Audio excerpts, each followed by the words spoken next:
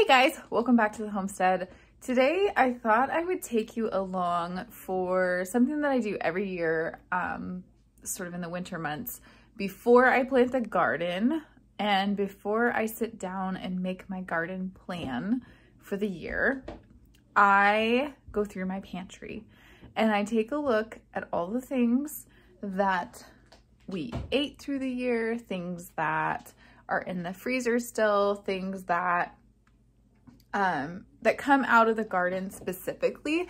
Obviously there's a lot of things that we eat that we don't grow yet, but I want to make sure that whatever I'm growing in my garden is things that we're using, things that we're eating, things that I'm preserving. Now, it's not just about what you grow. Like, I mean, I heard a long time ago, this sentence, which I'm going to share with you guys, that helped me focus my energy and my efforts in my garden. And so that was grow what you eat and eat what you grow.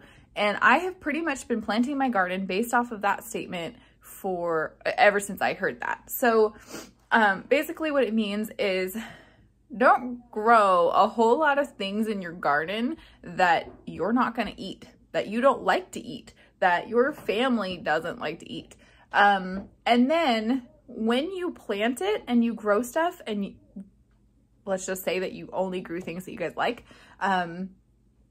you have to actually purpose in our society today. You have to purpose to eat the things that you preserved, that you grew in your garden. Now, if you don't grow enough stuff to like really preserve a whole lot of, this is not really gonna affect you quite as much. Like if you just mainly grow for fresh eating, that's okay.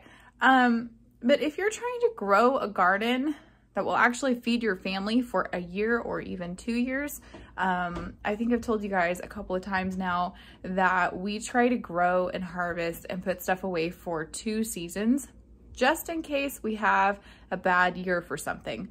So like in 2020, we planted peas. We planted a huge amount of peas. We did save seed from them and we canned them and we froze them, but the seed got ruined by a pest. Let's just keep it at that. So we didn't get to keep any of the seeds. Last year, we planted peas, expecting the same amount of harvest. Should have been awesome. It was a cool, slow start to the season, but we had such heavy rain. The peas said, nope, we're out. We don't like this. And we really didn't get to harvest. We didn't harvest enough for canning. I think I did freeze a few and we were able to save a few seeds, but we didn't choose to save a whole lot of seeds. And the main variety of pea, which is the tall telephone one, I mentioned in my favorite varieties video. I will put that up here in the cards for you guys. If you haven't checked that video out, it's talking in depth about all of my favorite varieties to grow here in our cold climate. So, it was really sad because we were looking forward to growing all of those peas and having a lot of peas for the season, and we just didn't get any. So the good news is I had a whole bunch still on the shelf from 2020. It's not my kids' most favorite vegetable to eat, but I really like it. And so it saw us through. So this year I'm like, okay, we really gotta do peas. So I go through every single thing that we grow, all the things that are in our pantry, and I just make a note of it and say to myself, do I need to grow more of this? Do I need to grow less of this? Did we really use this? And January, February, and March, and even April a little bit for a really short growing season like we have, is known as the food gap. And basically that's like you're running low on your staples, your garden has quite a while to go until it's going to be producing, and it can be very difficult to fill up the food gap. So I try really hard to pace ourselves on what we're eating until this time, and then we can really see where we're at and make sure that we have the produce that we want in this food gap time. So usually in January and February, I start saying, okay, like what's going to be some of the very first things from the garden or the wild or whatever. So nettles and rhubarb, dandelion. All of those things are going to be some of the first things we're using. And so what we want to do is, okay, you guys, that call made me super excited. I just got a call from a friend. I have a brand new face care line that is just about ready to be released. And, I didn't even necessarily plan on putting it here on YouTube, but why not? You guys should know about this stuff. So it's going to be released the very beginning of February, for Valentine's Day, because what lady doesn't want to get a beautiful face care line for Valentine's Day? That's what I would like, something that doesn't die. Okay, so anyway, I just got a phone call and they've been pouring in. Like, I've been getting text messages and phone calls and all kinds of stuff on the products. They're out being tested by friends and family right now. And the reviews are so good. And I'm super excited because some of the recipes, I've been working on them for so long. And like just trying to formulate the right ingredients, and everybody's skin is so different. But anyway, people are loving it. I am loving it. That's what I've been using on my face since the beginning of December. And it's just awesome. So if you're interested in that, stay tuned to the Facebook page, especially. So it's the same as this channel. It's Esther's Eden, or even the website, which I'll leave a link down in the description for you guys. And you guys can be watching out for that to hit the shelves. Now, if you're interested, I think it's going to sell out super quick. So stay tuned and then get a hold of your set as soon as it goes live. Like I said, there'll be plenty of posts on the Facebook page with all of that going live soon. And I'm sure we'll do another giveaway, because who doesn't love giveaways? And this channel and my Facebook page are so close to 1,000 subscribers, and I am super excited. So thank you guys for that.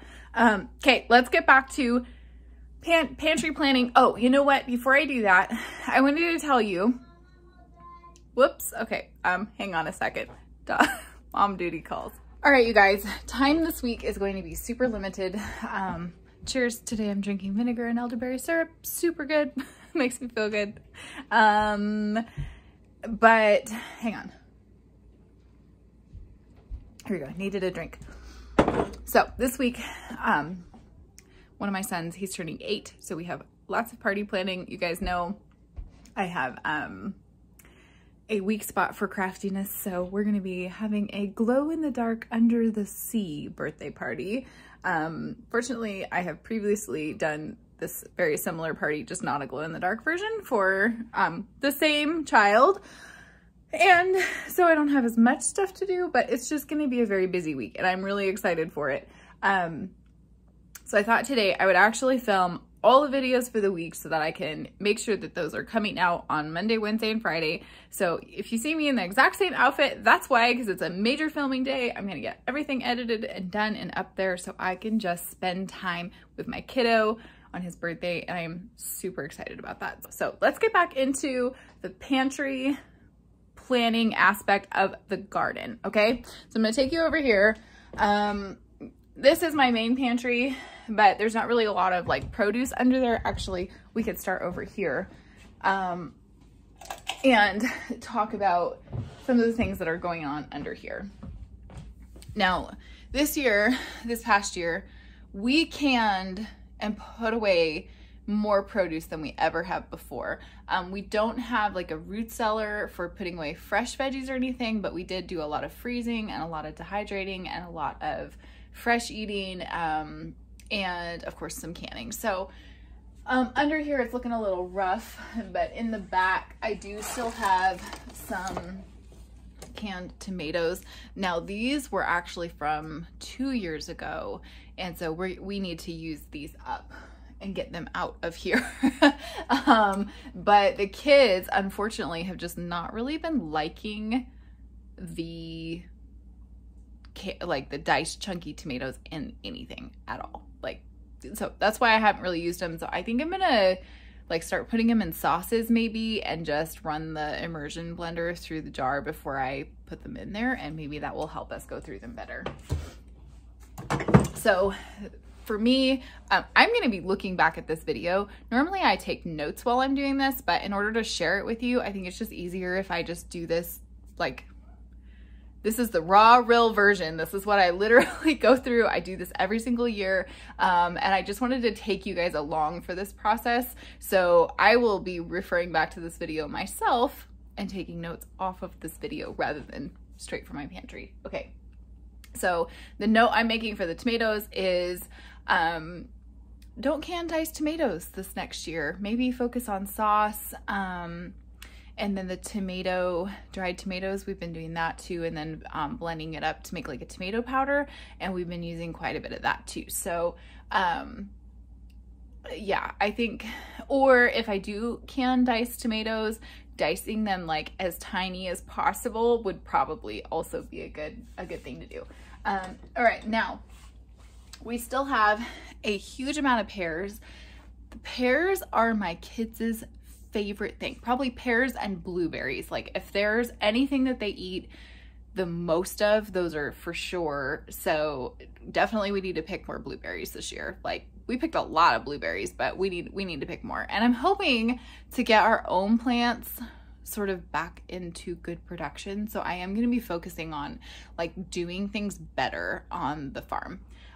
So pears, we will definitely can pears again. Like I can't imagine not doing that. And what I did too this last year, because I got so tired of canning pears, was I canned pear sauce, like applesauce, only pear sauce, and the kids love it. So I only have a few jars of that, so I don't like pull it out all the time.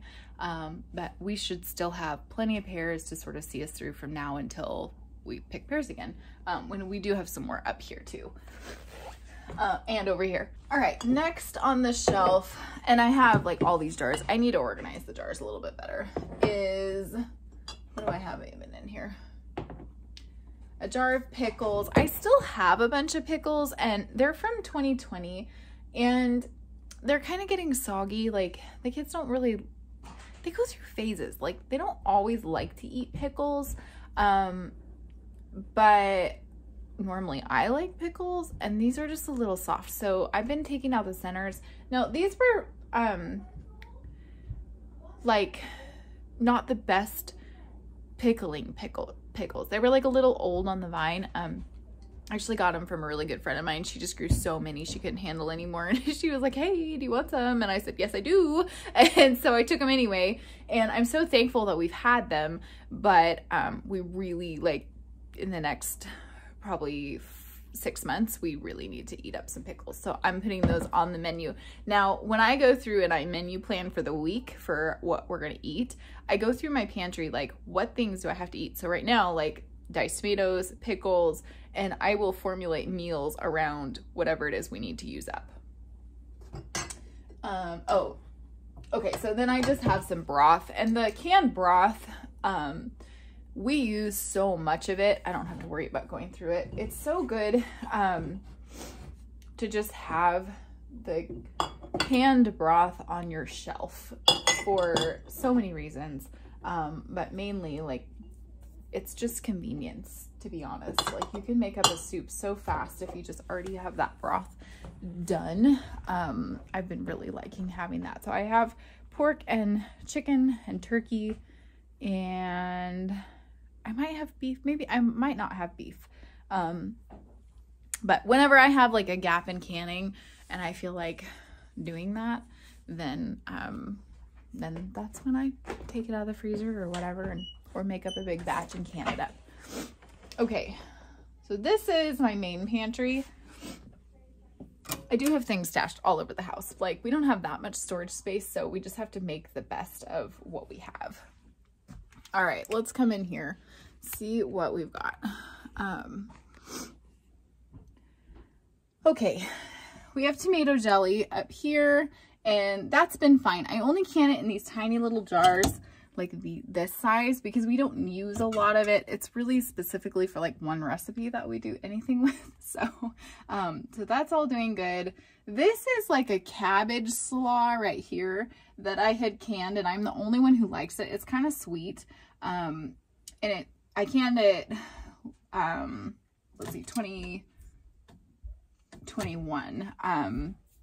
So it's, you know, a year old, and so I need to purpose to start eating that. So I just have like some Asian plum sauce, which is fine. Like it's not a big deal to use everything up every single year. It's okay to have it for more than 1 year for a lot of stuff. Some stuff like pickles get soggy, so yeah, that's not very fun. This dill relish I made is great, but I wish it was more on the dill side. In fact, I don't even think the recipe called for dill, and I added it in because we like dill relish. But I only have a couple jars left of that, so I'll be using that more. This is like a garlic kohlrabi thing, a relish. And again, like 1 year I made so many relishes. I was like, oh my gosh, okay, we only need a little bit at a time. So fortunately it lasts for a long time in the fridge, even once it's been opened. But I don't think I'll make that again. Zucchini relish, we do use lots of that. Barbecue sauce, we use lots of that. I will definitely, this is rhubarb barbecue sauce, which we love it on pork ribs, specifically if they're smoked on an actual charcoal smoker. That's really where their flavor changes. Jams and jellies, I made a lot more, and I actually have those like all over in here, and I just make those as we go, or if like at the end of the year I need to pull a bunch of stuff like fruit out of the freezer, then I just kind of top us up as we go. It doesn't take a lot of time or effort to make jams and jellies, and the kids really just go through these seasons of whether or not they eat it. Okay, what else do we have on here? Corn, 2 years ago, I actually canned enough corn for 2 years because,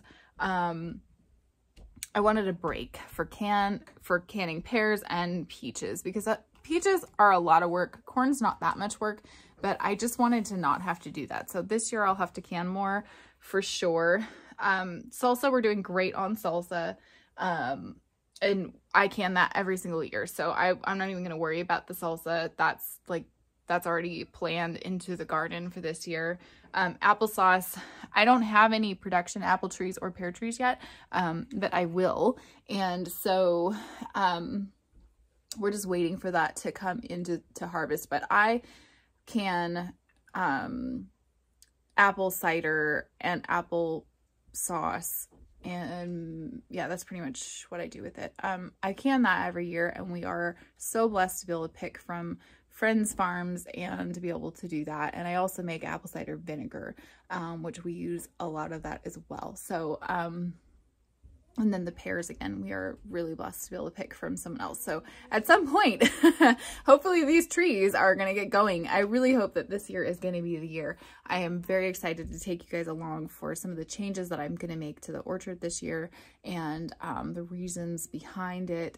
Especially if you're in the Northwest, this could be a total game changer for you. It was for a friend of mine, and we're going to try it out together on this channel and see what we can do. Okay, in the very back here, like, I'm not going to show you the whole thing. It's a total mess because I have so much stuff in here.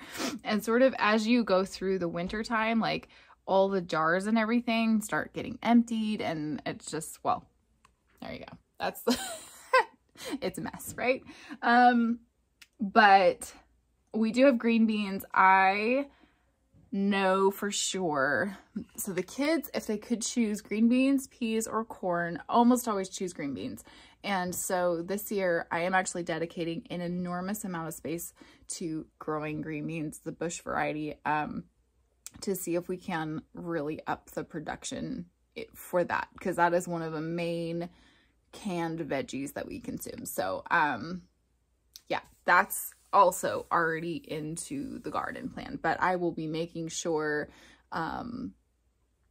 going back over all of my garden plans. It's all on paper. I've taken you guys kind of through that.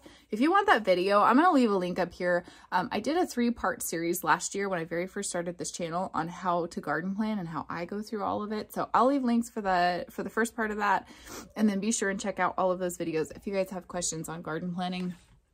They're pretty in-depth and thorough because I can't help myself. Even this quick pantry inventory is not so quick. So I'm sorry, guys. I can't help it. Anyway, hopefully you're finding it interesting and helpful at least. Okay. So green beans we're going to grow lots more of. Oh my gosh. I just found something that I was going to give as a Christmas present. I completely forgot it was in here. I do this, you guys. Oh my gosh. And I just realized, okay, every year, like forever, I have given my nephew peach jam for Christmas. And I don't think I remembered to do it this year, but I made it. It's on the shelf. I guess I better check in with him and his mom, because they're going to want that. And I also had pre-made, this is the problem with pre-making things. I did sun-dried tomatoes in olive oil, and I have all these jars. So yeah, I need to get these, get these out. So friends and family, I have jars for you of yummy things if you're watching this. Whoops. Yeah, that happens sometimes. Peas. Let's move on to something. So peas, again, I talked about that in the beginning of the video here. We definitely have to get a good pea harvest this year. I really hope so. I really hope that we can do well with that, because not only is it super fun to grow the tall telephones, because they're so tall and so beautiful. It's like a jungle in the garden. The kids love to help harvest that. So I will definitely do that. Another thing that I always plant is cabbage for sauerkraut. I will be doing that again.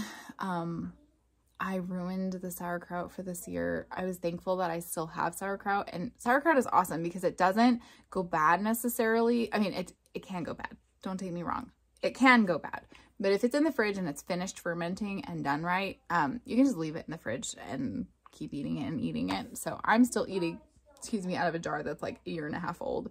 And it's still great. Still exactly like how I love it. So I will be definitely growing cabbage and that kind of thing. Back here, there's no way I can show you. It's in this cupboard.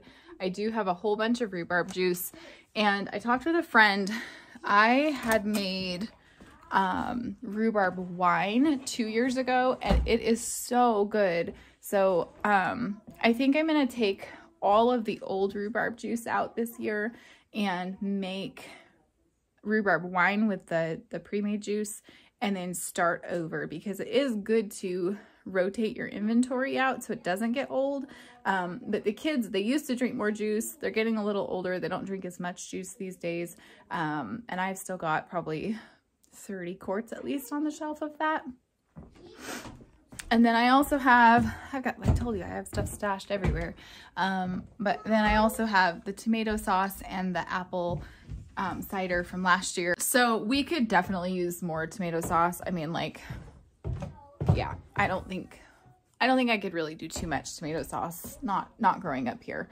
And then the apple cider, again, like my kids have been having that so much. That's like, they love it. And it was totally worth going to the fruit stand at the end of the season and getting sort of their end of the season apples just to press it into juice, and having more juice and a better like juicing variety. So it wasn't just the crab apple variety that we were usually using, which is pretty sour. So yeah, that turned out to be a good thing. The kids really just love it with a little bit of water in it, and then they'll drink as much as I let them, pretty much.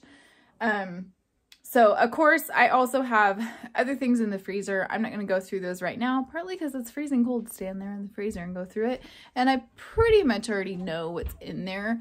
But that's kind of an overview of what I do, how I go through my pantry. And I just wanted to kind of show you guys my process a little bit. So I will be finishing up that process, making different notes, and then taking the information and translating it into how many of which plants do I need to grow. Now, I mean, by how many plants, I don't mean like 4 lettuce plants. I mean like a row of lettuce, or, you know, that kind of thing. Like, I kind of know at this point how much of what I want to be doing. And yeah, I just want to make sure that, okay, we need to grow more of this or less of that. And I want to make sure I put that in my garden plans. All right, you guys, thank you for hanging out with me today.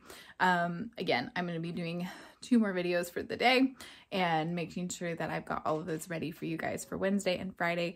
I really appreciate your support. Please continue to like and share this channel with your friends.